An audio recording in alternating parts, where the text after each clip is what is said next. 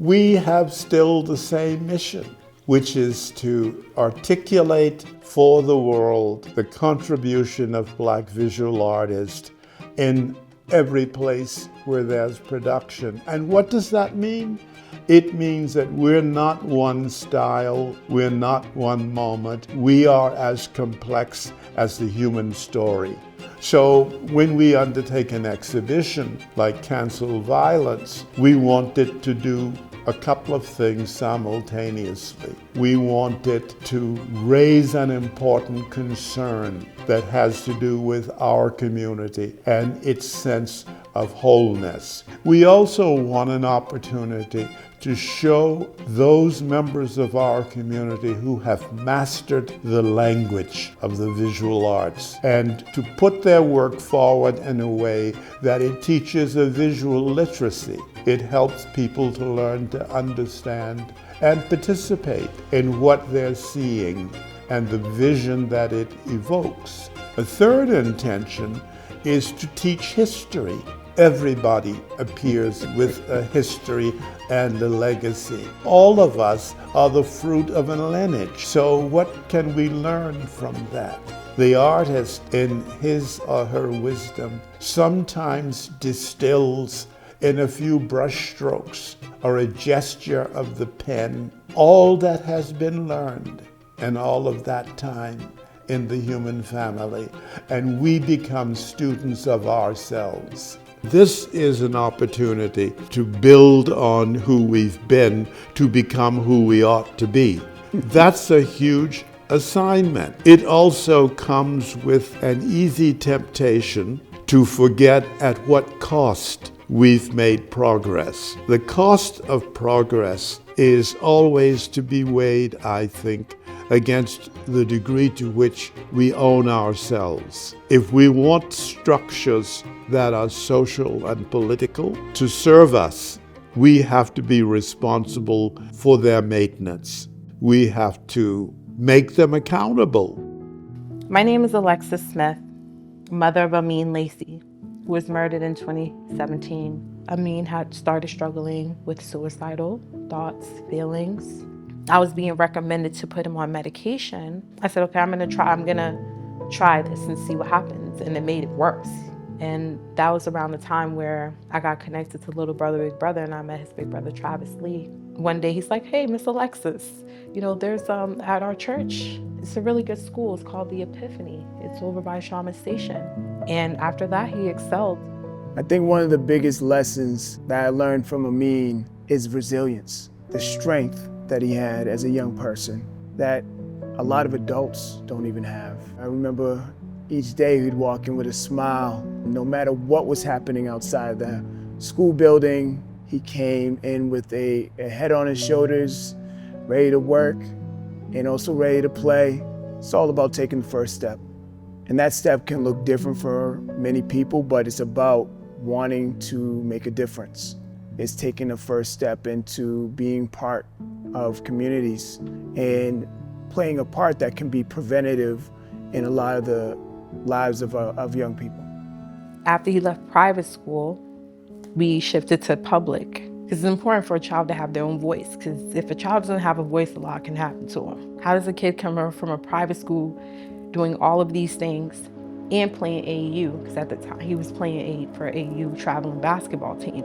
Amin is in the book as one of the most valuable players 2 years in a row. He helped his team win many championships. They played different parts of Massachusetts, outside of Massachusetts. They loved on each other. They were kind to each other. They were gentle. They were warm. And that was another healthy, positive experience Amin had. So why would he be a kid all of a sudden you're just not in, you're acting up, you're misbehaving? There's kids with undealt with trauma. They don't know how to be kind to other kids. Now you start to struggle again. What he was experiencing in the past that we overcame is starting to happen all over again to him. And it's not fair to him. I'm not letting it do that to me and my son's experiences. You already now have us back in fear, weary, hurt. I don't have the money to pay for a private school straight out of my pocket. I need another, like a nonprofit private school. Because me having to drop everything to become a full-time mom and him struggling with suicide, I couldn't work. I couldn't finish school. He didn't come home that night. And I'm like, okay, I'm waiting for him to call me, or I want to call him, but I'm scared we're going to argue. He's 17 and a half now. So it's like he's right there at that 18, close to that 18 point. And society says at this age, he doesn't have to listen. He can have a little bit more freedom. So I was home getting ready to go out to a friend's party. And I got a phone call. And somebody's like, Amin got shot. He's on the ground. I just froze in disbelief, disappointment. I left, I went to the hospital. The first day sent me to the wrong hospital. I arrived, I went to the emergency room, and they was like, we're trying to get him stable. Once we do that, we'll allow you to see him. My beautiful son, laying on a bed that he should have never been on. No one should be on, not just that's because of what I did for him. Wow, how I showed up for him. How I moved out the projects for him. I moved to a house. I didn't move to another project. I knew he wouldn't have a chance. He would not have a chance. He looked at peace. It was weird. I said, I think my baby's already gone. I don't think he's here anymore. The way his face looked, it wasn't of a person who just got shot. If my son was a bad person, why did he look at peace? Why did he look so peaceful? I can't believe it's happened after everything we've done, after everything I worked hard on. If these people would have called me back, if people would have showed up, if people would have helped us, this wouldn't be my reality. This wouldn't be his reality right now. He did a documentary, he said, I'm scared that I'm gonna lose my life at a young age. That's not something he should have had to worry about. And I was doing everything to try to help prevent that, because the traumas that I suffered was by the hands of my community. That made it hard for me to want to be out there in the world. I'd rather be with my son because he loved me, because we did things together. We created memories that were beautiful. He appreciated me. And when people try to push me, Mom, it's all right, just calm down. Don't let them get to you. Let's focus on what we gotta do. My sadness is for my son. I got to have a son. I got to grow up. It wasn't the happiest time, but I still got to grow up. I still got to experience to be a mother. He didn't get to do that. You took that from him. I mean, didn't get to have those, he didn't get to finish. He didn't get to go further. He deserved to, though. We did so much work. All we asked for is a little help. When do we get peace? When do we get to laugh? For real. Not the fake one. The real one. There's obvious violence, right? And then there's the violence that, like, when information is kept and held in a way where, like, it's weaponized against us to keep our people deaf, dumb, and blind. My name is Rob Gibbs. I go by the artist name Pro Black. Pro is for, Black is our people. What do I do other than put some paint where it ain't? I am a visual storyteller. There's histories of it, right? And the way that violence exists is just on the strength of the inequities, you know, the access, the lack thereof. Black ownership is at the lowest. You know, you come to the city and we're all fighting for the opportunity just to own space. It's about self-hatred, you know, and not understanding who they are. My name is Hakeem Rakrib. I'm a visual artist. Actually, that would be / photographer. When I was growing up, if you did something in the street, foul, let's say, before you got home, you knew about it. Your mom knew about it. Your dad knew about it. But there were people out there that were watching you all the time. And they knew who you were because they watched you grow up. We don't have that kind of village anymore.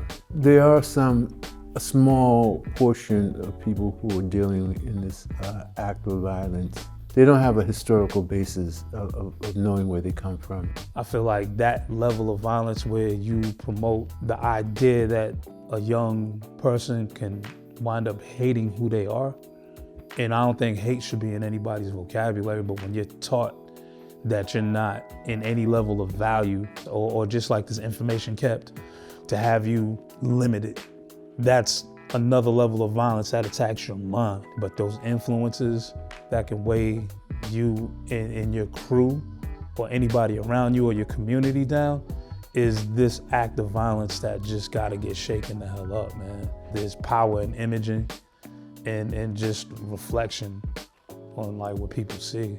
But I feel like that type of information that's held is a level of violence that I think we don't talk about enough. It's a way of powerful people controlling the masses. It's divide and conquer technique. Put everybody in one barrel and everybody's trying to get out and crawling out and kicking. And this strategy is developed, throughout one's life. And the cost of life is meaningless because it's all about power. In the news, we hear about what's going on in the Sudan and Ukraine, Gaza. I mean, that's violence. It's kind of a way of controlling people.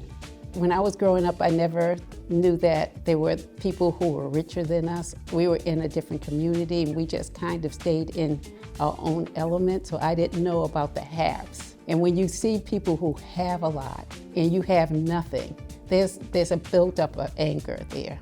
Well, my name is Johnetta Tinker, and I'm an artist. I do paintings, drawings, printmaking.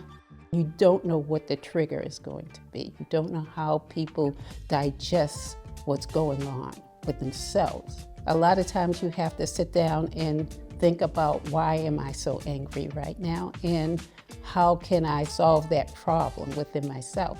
And it could be something like somebody having a problem at work and coming home, and what do? You kick the dog. You take your anger out on somebody else. And it builds up over a long period of time where it's just an explosion. I think it's an excuse. People trick themselves into thinking it's a form of conflict resolution, when in fact, it's an accelerant. It instigates. Violence begets more violence. Hi, my name is Rob Stull, local artist from Boston, born and raised. It's a systemic problem when we're talking about violence in our community specifically. Referencing my artwork, I made it personal so that I could really pour as much of myself into the work as I possibly could. And in doing that, I personally exist in a few of the different motifs in the piece. I was experiencing an intense creative block that freaked me out, because in the past, I was always able to power through those. Because I never really had a significant creative block in my career until that time. I remember talking to my older sister, and she was like, go talk to Paul. And Paul is like family to me. One of the things he told me to do was to make it personal. And that's what he did with his piece. We learn that we're responsible for our future, as well as the people in the past was responsible for us. All the time you're going to be fighting these foes just to get an understanding of who you are and what happened in the past that made us afraid to be able to talk about what we really need to talk about. I had my own experience where, I was assaulted with a gun in my face. And I said, this is real clear. That, the energy does come around where you're supposed to do what you're supposed to do. These young men just approached me, and I never had been so frightened in my life, regardless of all the other things, because I was confronted with a gun in my face, recognizing that he could pull the trigger and there's nothing I can do. And I said, I can't let my life end like this, because it was about me having the right of way and they basically thinking they did. So the passenger, he reached over to the driver and he stuck the gun in my face and he said, you cut me off, Nick, MF, no. And I just looked and I said, there's nothing I can do about this. They wanted to escalate it and I kept just saying, you're right. 10 minutes later, I was still shivering. So I knew then that was the time for me to take some action somewhere, somehow. My father was killed in his business. I was supposed to be there working with him that morning, but I went into another direction. I forgot what I was doing, and I told him I'll be a little late. It was one of his employees who wanted a raise, and it was ridiculous. I don't know what the conversation was about or whatever it is, but the anger built up, and he shot and killed my father. Sometimes you have to get angry.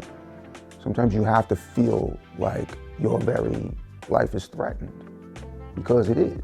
These are all things that any visual artist, I'm sure, would agree are key factors in our process of creation, how we create, and they're vitally important and they're necessary. Every inch that you take, you're going to have a lot of setbacks, but you're going to be part of the inchers. You know, you're going to be the people who make it personal and make it understandably that this is my calling.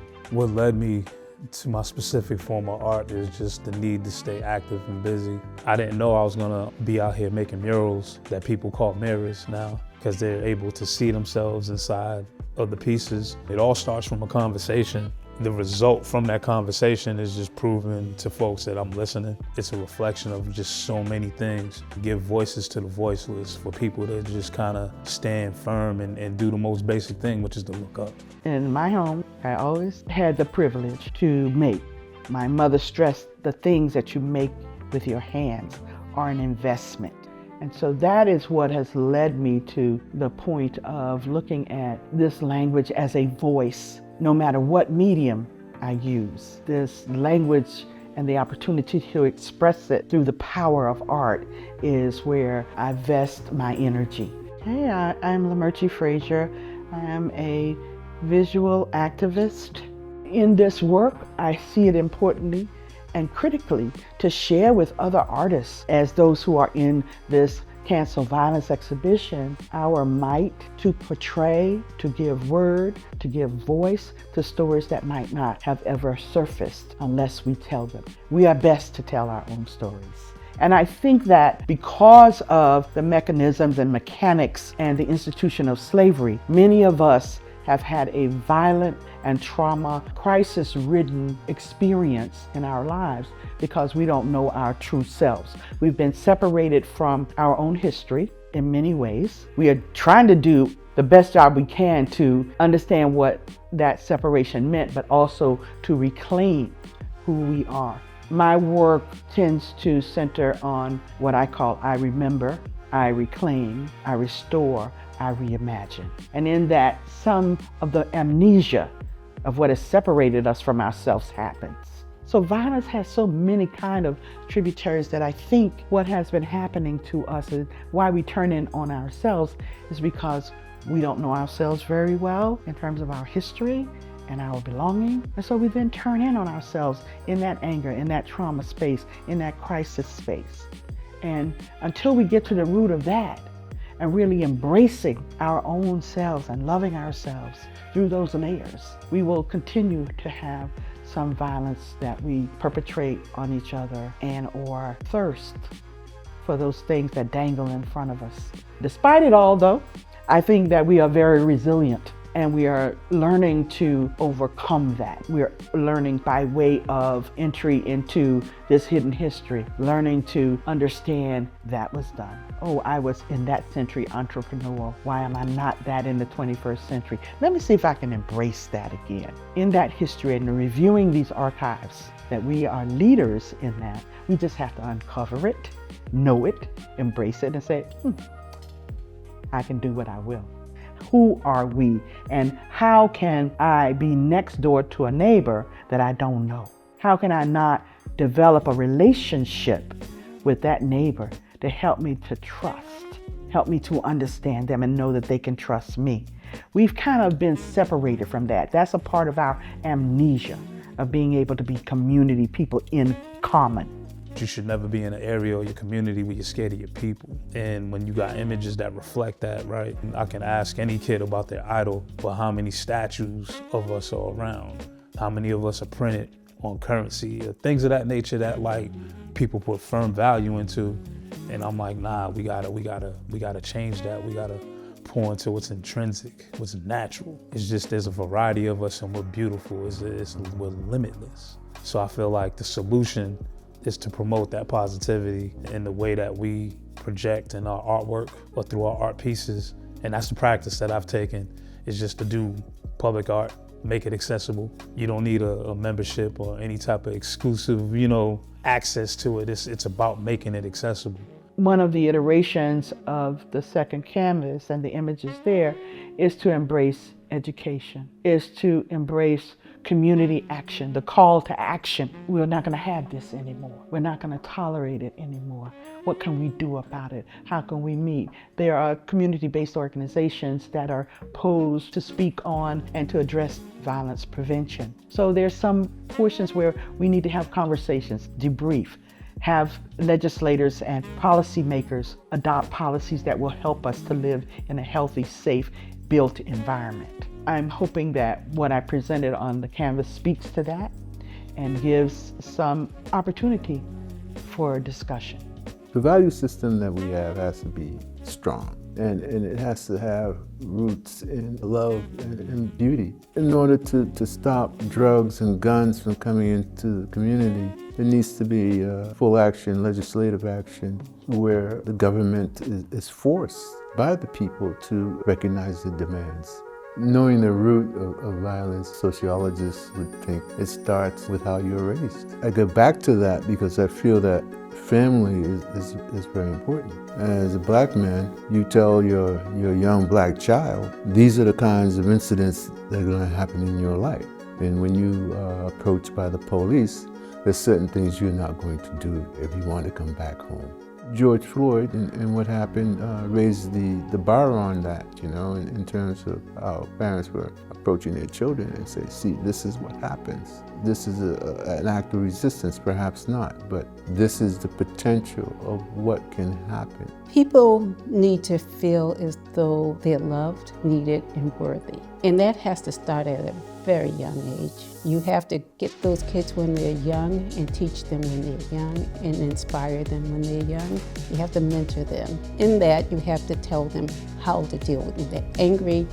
First thing you say is calm down. Let's talk about this. They have to have someone to talk about their anger to. They have to have someone that mentors them. And then I think they have to have an outlet for whatever it is. I mean, you hear these professional people in sports, they always talk about the Boys and Girls Club or community centers or something like that, that gets them off the streets and into a positive place where they can be mentored and be with like-minded people. A lot of times kids will do things in a crowd with a group of kids that they wouldn't do on their own. I found that out a lot of times, even with me. You know, when I was younger in a group and let's go do this. It was always that voice that said no. You have to be the voice that says no. And you have to teach your children how to be that voice that says no, that's not right. Pretty much anyone who knows me knows a lot of my work is political. We have so many stories, whether it's Paul Robeson or a story about the life of Harriet Tubman, which hasn't been told in a way that I think it should be told. My name is Shea Justice. I'm a school teacher over at Lincoln-Sudbury Regional High School. I'm also a proud member of AMARP, African American Master Artist Residency Program. As we get into my particular piece for the show, I see violence in our community more than just guns, because that's usually the first de facto. When we talk about violence, we talk about guns, drive-bys, black on black crime in that way. At least that's how it's been since the 80s when Reagan was president. It's always put on us. But I see violence in pollution, the violence of liquor stores, drugs, cigarettes, all these things that are just down the street from us in all these different points and locations. We could talk about violence in the education system.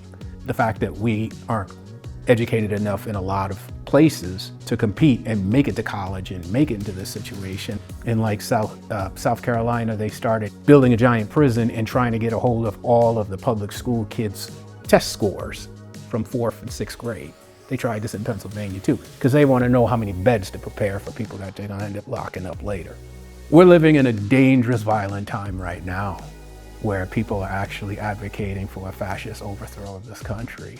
I mean, you see that with January 6th, you see that with Project 2025, if you read all 900 pages, that's essentially the kind of violence we haven't really experienced, but people in Nazi Germany did. Too many people are armchair activists, which is they go on the internet, they go online, they argue, they hate you, they try to cancel you and all this other stuff. And at a certain point, turn all the devices off, go outside, get some fresh air.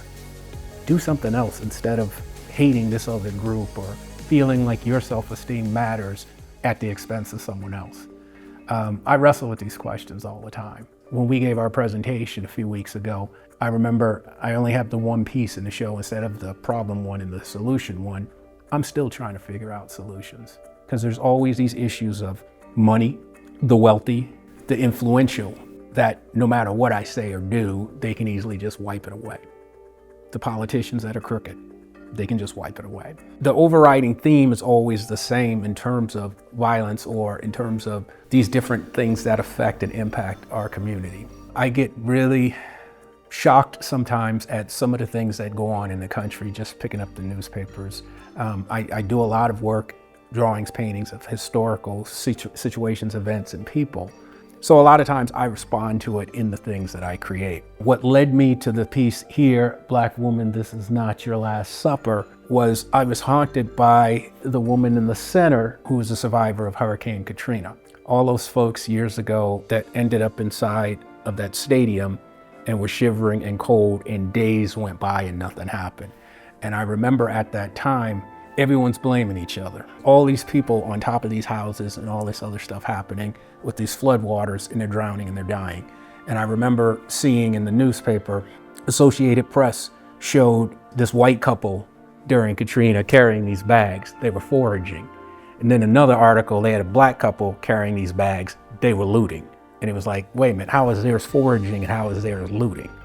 What's the difference? Everybody's trying to survive.